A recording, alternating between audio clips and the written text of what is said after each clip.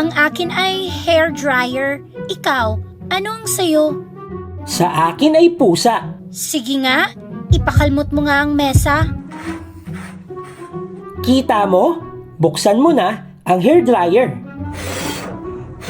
May naramdaman ka bang hangin kanina? Bakit napakatahimik ng tunog? Naka-silent mode to. Sige, Pamyawin mo nga yung pusa mo.